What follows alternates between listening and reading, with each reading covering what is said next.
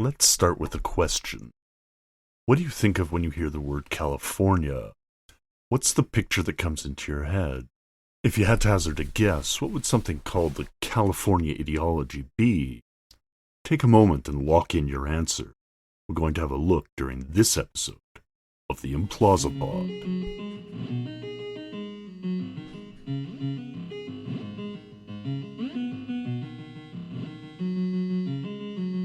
Welcome to the Implausipod, a podcast about the intersection of art, technology, and popular culture. I'm your host, Dr. Implausible. And what is the California ideology? Well, if you pictured a mix of hippies and high tech, of new wave and new money, you'd be pretty close. But the California ideology is something that didn't start in the 2020s or even the 2000s. We have to go back even earlier. It's something that came about in the 60s and 70s. That mix of new mysticism and new technology that was coming through, funded in part by a whole lot of U.S. Cold War defense spending. Writing in 2001, Mark Tribe described it as, quote, a deadly cocktail of naive optimism, techno-utopianism, and new libertarian politics popularized by Wired magazine, end quote. And from the tone you can sense that there was a point of criticism there, because the Californian ideology was being defined by European academics, media theorists, and thinkers, who might not have had a technological edge, but definitely had the upper hand when it came to theory. Mark Tribe wrote that definition in 2001 in the introduction to a book by one of those European thinkers, Russian émigré, artist, and media theorist Lev Manovich. A few years earlier, in the mid-90s, Manovich had published a piece on Mark Tribe's Rhizome mailing list. This is back before blogs were even a thing. We might call it a web ring or a web forum now. But in that piece called On Totalitarian Interactivity, which in 2024 reads like it was written by a time traveler, in the way it absolutely nails our current situation, Manovich compared the two opposing schools of new media philosophy, the Eastern and the Western, and he was critical of both, having seen both of them firsthand. For Manovich, the belief in the power and potential of a new technology is drawn from the experiences of the user, and to which we wholeheartedly agree. Those beliefs are going to shape a lot of the way things try and get used, which we've talked about a lot before here. But those beliefs are also going to shape the types of things that try to be made. The technologies that engineers will try and work on, that companies will try and bring to market, that governments will try and fund research in, and that users will eventually adopt, or not. And this is why it all boils back down to ideology. As Manovich said, quote, Western media artists usually take technology absolutely seriously and despair when it does not work, end quote. And the solution for the Western artists is often more technology.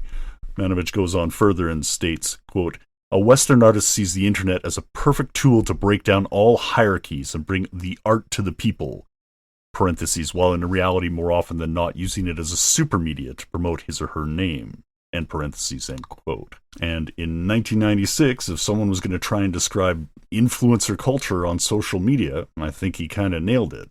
Like I said, time traveler. But both these quotes kind of hint at what the California ideology is. Manovich would go on further to write a book in 2001 called The Language of New Media, which went much more in depth on some of the topics we're discussing here, and we'll return to that at a later point in time. To really understand the Californian ideology, we need to look at where it originally came from. And the best place to do that is to look at the paper that originally identified it, a 1995 essay by Richard Barbrook and Andy Cameron. And buckle up, this one might take a bit.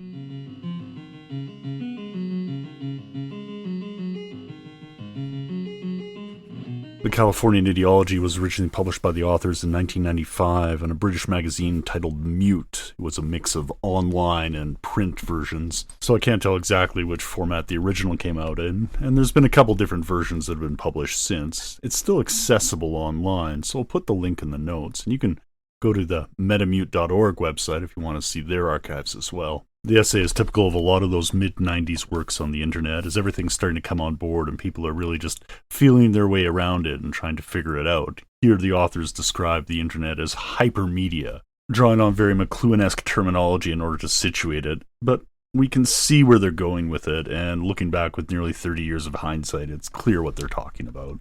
There's very much a leftist, anti-capitalist view to much of their work, and we can see that in some of the terminology they use, even in the opening paragraph. Quote, "Once again, capitalism's relentless drive to diversify and intensify the creative powers of human labor is on the verge of qualitatively transforming the way in which we work, play, and live together. By integrating different technologies around common protocols, something is being created which is more than the sum of its parts. When the ability to produce and receive unlimited amounts of information in any form is combined with the reach of the global telephone networks, existing forms of work and leisure can be fundamentally transformed." End quote. And they go on further to say that anyone who can offer a simple explanation of what's going on will be listened to. And this has come about through a, quote, "loose alliance of writers, hackers, capitalists, and artists from the west coast of the USA. And what those people have come up with is the Californian ideology, which is, quote, "a heterogeneous orthodoxy for the coming information age." The Californian ideology is this blend of hippies and high tech. It's, as they say, an amalgamation of opposites, combining a freewheeling spirit and an entrepreneurial zeal, where everyone will be both hip and rich.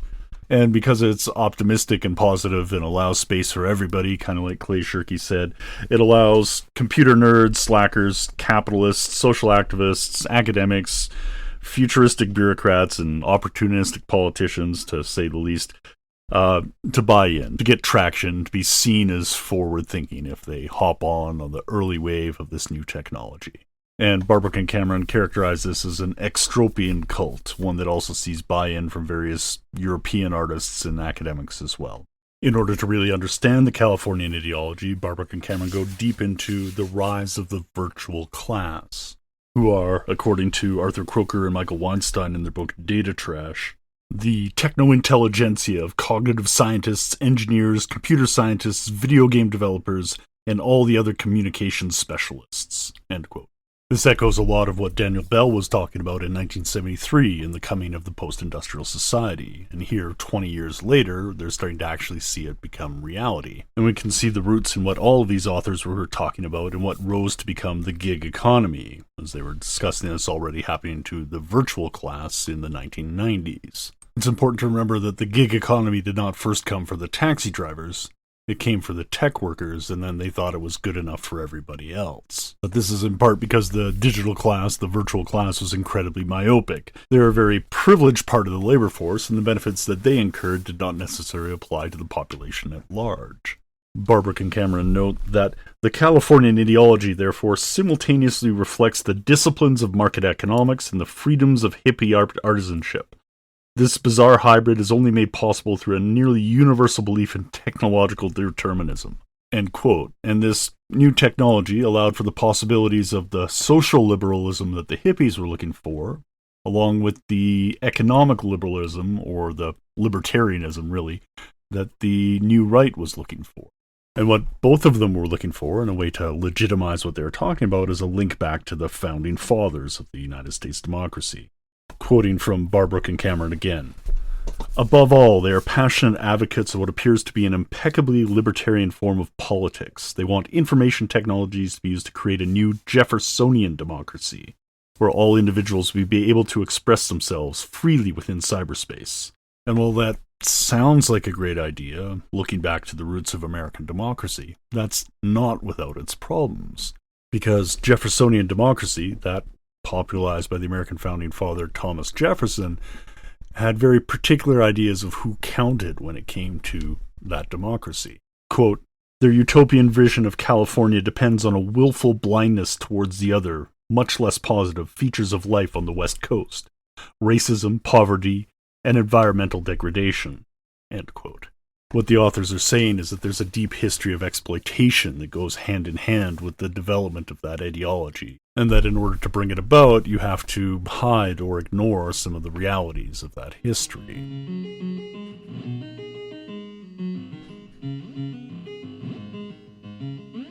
At the core of the Californian ideology, there's a lot of ambiguity as it's bridging that gap between the left and the right, but the best way to understand it is probably to realize that it's trying to have its cake and eat it too. It's a hybrid faith that's trying to cater to both the new left and the new right at the same time, and realize the utopian visions of both. And regardless of whether it's drawing from the left or the right, the Californian ideology is a capitalist ideology.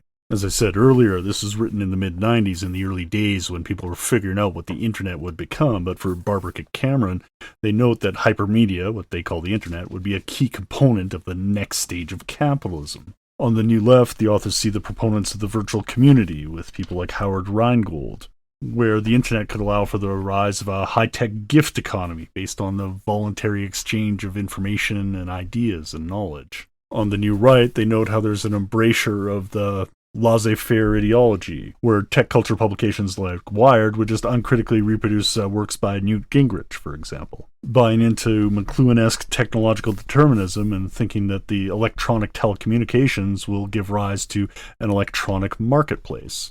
For the authors writing in 1995, they weren't sure what this would lead to. Quote, "What is unknown is the social and cultural impact of allowing people to produce and exchange almost unlimited quantities of information on a global scale." End quote. And looking at the state of the internet 30 years later, we see the merger of both of those ideas, of an electronic marketplace and a virtual community with the free exchange of ideas. But that often can be deeply contested, and there's a lot of friction involved. The Californian ideology promises that each member of the virtual class can become a successful high-tech entrepreneur, much like the way that many Americans consider themselves temporarily embarrassed millionaires, and that these people are, quote, "resourceful entrepreneurs who are the only people cool and courageous enough to take risks."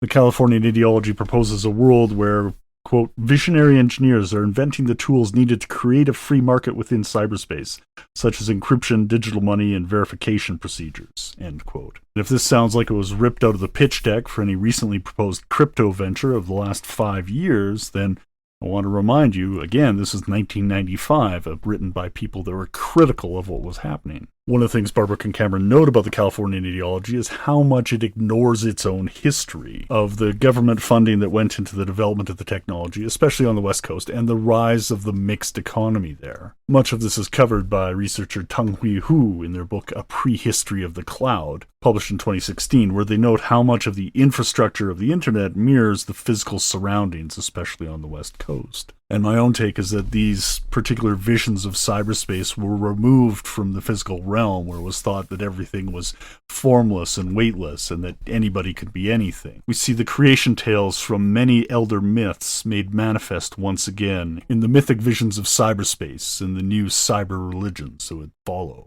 We talked about these mythic visions back in episode 26, titled Silicon Dreams, so I encourage you to go check that one out if you'd like. What those mythic visions were really good at was inspiring the DIY culture that really developed some of the innovative ideas that were extant within the burgeoning computer scene. And while this includes technological developments like the early personal computers that were developed in garages across California, it also includes social elements like New Agers, surfing, skateboarding, LGBTQ, liberation, health food, yoga, pop music, and a whole bunch else besides. The fact you didn't necessarily need to be a tech innovator helped get buy-in from a lot more groups with respect to the California ideology. And the tech was definitely helped a whole lot by government spending. And the contribution by all these groups, the community, the DIYers, the popular culture, and the government at large, is something that often gets ignored by the entrepreneurs and other supposed tech visionaries. As our authors state, all technological progress is cumulative. It depends on the results of a collective historical process and must be counted, at least in part, as a collective achievement. But this idea of collective achievement goes against much of their narrative. But that narrative draws on many sources of inspiration, and given that we're dealing with high technology, at least one of those is science fiction. Now, sci-fi, whether it's cyberpunk or otherwise, often has a very libertarian ethos. The authors note how the utopian visions of the future on the right side of the Californian ideology often echoed the predictions of Isaac Asimov, Robert Heinlein, and other sci-fi writers, quote, "whose future worlds were always filled with space traders, super slick salesmen, genius scientists, pirate captains, and other rugged individualists," end quote. This is the trail that led back to the Jeffersonian democracy and the Founding Fathers. In the 80s and 90s, that same character would show up, a hacker, a, quote, "lone individual fighting for survival within the virtual world of information," end quote. And this is where the California of that present connected with the California of the past, the ideology of the gold rush, of the self-sufficient individual living out on the frontier. It never really went away, it just became part and parcel of the underlying ideology of cyberspace, of the internet, of high technology, of California. And that ideology is what tech calls thinking.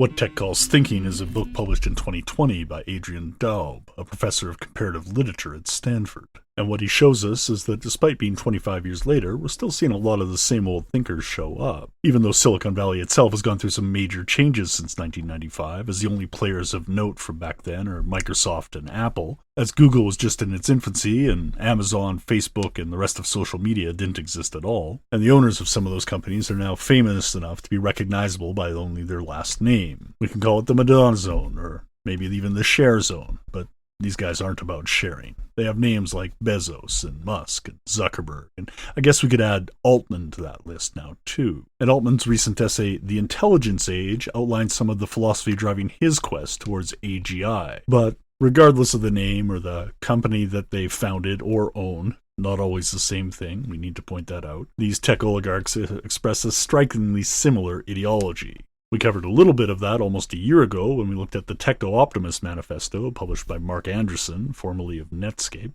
but Daub covers it sufficiently well. In each of the 7 chapters of the book, Daub covers one of the ideas that's central to the philosophy behind Silicon Valley, usually characterized by a single author, perhaps 2. These writers and philosophers include some familiar names like Marshall McLuhan, Ayn Rand, Aldous Huxley, Jacques Girard, Joseph Schumpeter, and Cass Phillips. And if we've heard a bunch of those names already, it's not by accident. Like I said, there's a lot of consilience and overlap here. In the course of my own studies in grad school, I covered a few of these names in depth, though I'll admit not all, but what I see here overlaps a lot of what I've studied elsewhere. The overarching aim of Daub's work is to get behind the media's focus on the tech industry's thought leaders, the public intellectuals that get written up so often in media pieces, and trace the ideas and where they've come from. And the key point of inception for Daub is Stanford. This is the inflection point or quilting point where everything comes together. This makes some sense for Daub. It was where he was located and viewing his surroundings, and there are other universities involved as well. When one thinks of big tech schools, MIT surely comes to mind too, but for Californian perspective, we need to look at Stanford. And the university is important, because a lot of tech's ideas are, quote, university adjacent, or, quote, academish. Big tech seeks the legitimation of their ideas via the proximity to higher learning, as the people involved have often dropped out or not completed their education. Dropping out is the focus of Chapter 1, as it allows founders to buy into the pre-existing narrative, one that's pre-packaged and ready for them, and makes for easier work for the journalists covering the field. There's a visibility of being associated with the college, but only briefly. Don't overstay your welcome if you want to be treated as a visionary. As Daub points out, what this means is that the education of these founders is often incomplete, missing the context that would come with more advanced study and absent from a general studies survey course. Usually, I'll admit to having been blessed with a couple great profs back in the day myself, but dropping out allows one to fit the role of a maverick, able to reject elite institutions and not constrained by conventional thinking, to really allow one to engage in the creative destruction that comes from disrupting the market. And that Schumpeterian creative destruction features heavily, comprising much of Chapter 6. Joseph Schumpeter was an Austrian economist who worked at Harvard starting in the 1930s, and he coined the term as part of his observations of the nature of the business cycle. Much of what he was talking about was the instability of capitalism and the inevitability of socialism, but this was done through the lens of the role of the entrepreneur and the process of innovation, of bringing something new to market. Quote, the fundamental impulse that sets and keeps the capitalist engine in motion comes from new consumer goods, the new methods of production or transportation, the new markets, the new forms of industrial organization that capitalist enterprise creates. This is from Schumpeter, which Daub quotes at length in his work. This shaking up is what keeps it afloat. If it wasn't for the shake-up, the instability in the system would get too much and it all falls apart. As Daub notes, quote, the concept of creative destruction sublimates the concept of revolution. End quote. Things continually get disrupted, and the only constant seems to be change. Of course, the title of Chapter 6 is Disruption, that underlying ethos that impels so much change within Silicon Valley. Disruption is one of those totalizing terms that gets leveraged by Silicon Valley to suggest that this is the only way that change or innovation can happen. As Daub notes, quote, disruption plays to our impatience with structures and situations that seem to coast on habit and inertia, and it plays to the press's excitement about underdogs, rebels, and outsiders. It's that personal narrative that we talked about a few minutes ago that allows these multi-billionaire founders to consider themselves still the plucky underdog from their favorite movies when they were young. And it allows them to deal with the cognitive dissonance of realizing that perhaps they're on the other side. Because once you've got a couple $1 billion behind you, you are the establishment, no matter how you might frame yourself. Narratives about disruption are ultimately narratives about change, but only in a certain constrained direction. As Daub notes, disruption is newness for people who are scared of genuine newness, revolution for people who don't stand to gain anything from revolution. And that idea that Silicon Valley is introducing something that's genuinely new really needs to be looked at with a hard, critical eye. Daub notes, one ought to be skeptical of unsubstantiated claims of something being totally new and not following the hitherto established rules of business, of politics, of common sense. End quote. The amount of stuff that's actually new or a radical innovation is incredibly tiny. For an example, one needs to look no further than a single episode of the show Connections, hosted by the British historian of science and technology James Burke, where he traces the multiple contingencies and coincidences that have led through the path of history to our modern inventions and technologies. And if we apply this kind of historiographic analysis through a critical lens to nearly anything that's claimed to be disruptive, we can see the path through history that led up to that point. Genuine newness is very, very rare. And even the claims that the tech industry has, as Daub quotes, that they are making fundamental transformations of how capitalism functions, can be looked at with a skeptical eye. Because as Schumpeter was writing 100 years ago, and Marx decades before that, that's just how capitalism's always worked. Disruption is just faster and more far-reaching, and as we suggested, it's totalizing. As Daub quotes, disruption seems to suggest that the rapids are all there is and can be. And we've talked about those rapids before, back in episode 27, The Old Man in the River, back in February. But the speed is the thing. Quote, disruption seems to lean in the direction of more capitalism, end quote. And this is not by accident. The disruptionists want to go faster. And that theory of move fast and break things has a historical antecedent nearly 100 years ago. That theory is accelerationism, and we need to talk about it.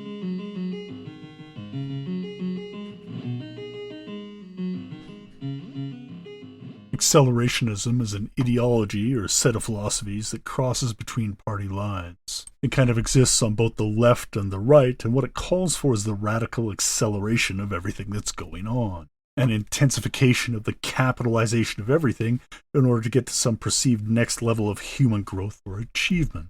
There's this idea that we're not going fast enough, that the checks and balances that we put on society are holding us back from reaching that. And if we just go faster, harder, we'll have enough technology or AI or whatever that'll help solve those problems. And we can deal with it in whatever imagined future state where we have the technology. And it should be noted that there's left-wing groups that believe in this accelerationism as well, who believe if you allow capitalism to put the pedal to the metal, it'll eventually go off the rails and then you can rebuild out of the ashes of whatever's left. You know, once we get through that cool Mad Max stage and actually get around to rebuilding society. But as you can tell from my tone, it's an incredibly bad idea. First off, is there's this assumption that whoever is pushing the pedal to the metal, that has their hand on the throttle, will be there at the end to reap the rewards. Once we get there, that they'll be among the survivors. And two, is that an incredibly large number of people will get hurt in the process of going faster and harder. It's just incredibly irresponsible, and there's no guarantee that we get there either. It's an assumption that they make that, hey, if we strap a rocket to our back like Wile E. Coyote, we'll get to where we're going faster. But it's not necessarily borne out. It's all in theory. We talked about it on one of our episodes of the podcast about a year ago, episode 17, called Not a Techno-Optimist. So my apologies for recovering some old ground, but it's worth mentioning again. Go check it out in the archives if you'd like. There's more to talk about when it comes to accelerationism, but we're going to have to get into that in a few episodes from now. The main thing is this idea of being a disruptor. It isn't a thing of science fiction, which inspires so much of Silicon Valley. It's fantasy. Daub also talks about the continued role of Ayn Rand and her influence on the libertarian elements that are so prevalent in technology. I think the best quote summarizing Ayn Rand can be attributed to John Rogers. Quote, there are two novels that can transform a bookish 14-year kid's life, The Lord of the Rings and Atlas Shrugged. One is a childish daydream that can lead to an emotionally stunted, socially crippled adulthood, in which large chunks of the day are spent inventing ways to make real life more like a fantasy novel. The other is a book about orcs." End quote. Of course, maybe not skipping that English lit class in the college you dropped out of would help give a little context for understanding Rand. However, we're not here to chase that particular rabbit. The big takeaway from Daub's work is a look at the tech industry's philosophical roots and its focus on money. As he notes, the tech industry we know today is what happens when certain received notions meet with a massive amount of cash with nowhere else to go. End quote. Absent an idea of what to do with all that money, tech looked around for legitimation. And, as Daub notes, quote, "The ideas that tech call thinking were developed and refined in the making of money." End quote. This is accomplished via a blend of state intervention and capitalist entrepreneurship that leverages DIY culture, relying on it for essential contributions by innovators and early adopters, to be sure. And much of tech has resulted in the development of, quote, "mass markets for private companies to sell existing information commodities," end quote. Things like films and music and television. Stuff that we would normally call art has been transformed by the shift from representation to manipulation that occurs within the digital realm, according to Manovich. Further, he notes that Western artists appear to break down hierarchies as part of the process of building a personal brand for themselves, and coming out of the influencer decade of the 2010s, where catchphrases like "the brand is you" get tossed around, this seems self-evident. It's a commodification of the self. But we'll have to wait for a later date to do a deeper dive into this process of becoming which drives influencer culture. We'll let you know when that episode is ready to go. By contrast, for Manovich, the Eastern artists, quote, "recognize that the nature of technology is that it does not work. It will always break down, will never work as it is supposed to," end quote. For the outside observer, we can see how this makes sense, where the failures of one technology provide the opportunity for the sale of another technology to solve the problems of the first one. And one thing tech likes is another sale, because tech is ultimately a capitalist enterprise. And it is this focus on capitalism which underlies the Californian ideology as a whole. The connection point between Daub and the work 25 years previous is that those ideas never went away. The tech industry in 2020 is pretty much still the same industry it was that Barbara and Cameron identified back then. Witness that quote about the crypto pitch deck we made earlier. The big difference is that there is more of it, the increased focus on the money. We're just later along in the late stage capitalism. We're not so far along that we've reached the sci-fi aspirations driving some of them forward, as mentioned earlier, but those aspirations exist in both works too. Barbara and Cameron note that there is a drive for the emergence of the post-human that we can see in N. Catherine Hale's work, as well as various cyberpunk authors such as William Gibson and others. Posthumanism is, after all, a, quote, "biotechnological manifestation of the social privileges of the virtual class," end quote. This is why there is such a strong connection to the accelerationists mentioned earlier. The remaining virtual class are aging and looking to live longer. There's a fear of death motivating much of the virtual class, characterizing them as extropian, that sect of transhumanists seeking to extend their lifespans to the extent that they may one day live indefinitely. They seek to advance technology faster as that dark specter inexorably catches up with them. The third point in common between what tech calls thinking and the Californian ideology, two works separated by 25 years, a continent and an ocean, is the critique of the underlying ideology of the virtual class itself.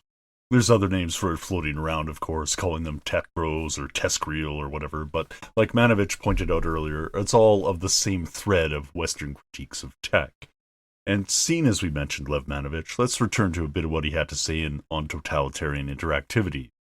There, from his position as a, quote, post-communist subject, he saw the internet as a communal apartment of the Stalin era where everybody spies on everybody else, or as a giant garbage site for the information society with everybody dumping their used products of intellectual labor and nobody cleaning up, end quote.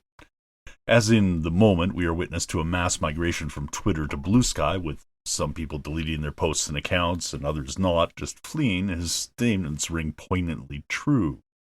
We are witnessing the migration of much of the virtual class in real time as platforms shift and become unstable and new platforms are found. There's a degree of insulation that comes with this, as if moving platforms is somehow enough of an action to take. There's a blending of beliefs going on here.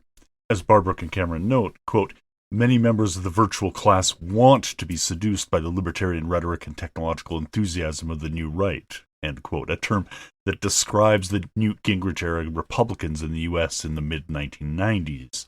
That belief and enthusiasm affords them the opportunities to continue living much as they had previously.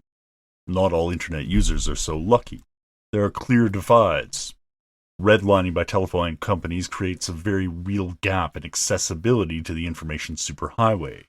And as this was written around the same time as the U.S. Department of Commerce was warning of the digital divide in 1995, which would soon be picked up and championed as a term elsewhere by those advocating for more widespread internet adoption, we can see why. The scholar Tung Hui Hu traces this very real phenomenon of the physical geography's effect in shaping the rather ephemeral nature of cyberspace in their book A Prehistory of the Cloud, 2015. For those members outside the virtual class, the prospects are much more bleak. Quoting from Barbrook and Cameron, the deprived only participate in the information age by providing cheap, non-unionized labor for the unhealthy factories of the Silicon Valley chip factories. Unquote. 15 years later, this could still describe Foxconn making iPhones for Apple, or the warehouses at Amazon, or drivers for Uber. The trend toward the gigged economy had a long arc that started well before the smartphone era. The digital artisans were, quote, living within a contract culture, end quote, gigged long before others, well paid in a manner that disincentivized collective action. To quote the authors again, although they enjoy cultural freedoms won by the hippies, most of them, that is the virtual class, are no longer actively involved in the struggle to build ecotopia. End quote. The true believers of the new left involved in the building of cyberculture took their stock options and left the suburbs behind. This cybernetic libertarianism was very much in the whatever, I've got mine mindset, never imagining that one day those cyber leopards might eat their faces. And this follows from the ideals of the Jeffersonian democracy that drives the Californian ideology. In a section titled Cyborg Masters and Robot Slaves, Barbrook and Cameron note that the fear of the rebellious underclass has now corrupted the most fundamental tenet of the Californian ideology, its belief in the emancipatory potential of the new information technologies. End quote. However, as they note, those technologies of freedom are turning into machines of dominance. The crux of the Californian ideology is in Barbrook and Cameron's description of the racial divide in California. Quote, if human slaves are ultimately unreliable, then mechanical ones will have to be invented. The search for the holy grail of artificial intelligence reveals this desire for the golem, a strong and loyal slave whose skin is the color of earth and whose innards are made of sand. End quote. As we discussed back in episode 17 in 2023, there is a utopian vision here, and Barbrook and Cameron note how these techno-utopians, quote, imagine that it is possible to obtain slave-like labor from inanimate machines. However, slave labor cannot be obtained without somebody being enslaved. End quote. And this can be seen in very recent history, too. Anyone wondering about the results of the voting for Proposition 6 in California during the recent national election in the United States, on November 2024, for any future listeners, will find their answer here. Proposition 6 was a proposed amendment to California's constitution that would bar slavery in any form and repeal involuntary servitude as punishment for a crime. In it, Californians voted 53.3% against. The Californian ideology has a dark history, one that still has a hand in shaping the future.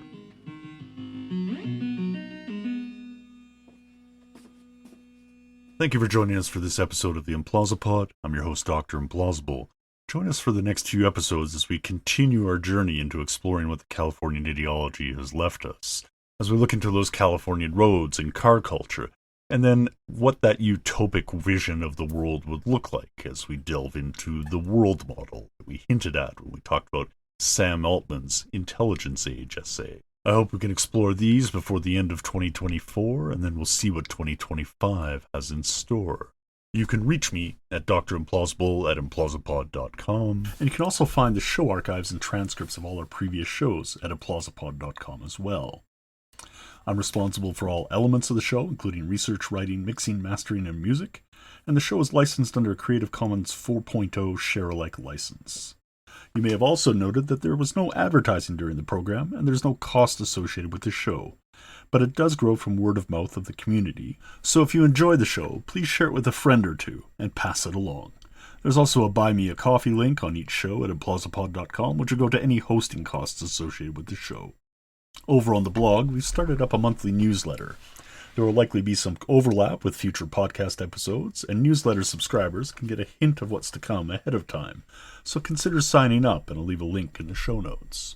Until next time, take care and have fun.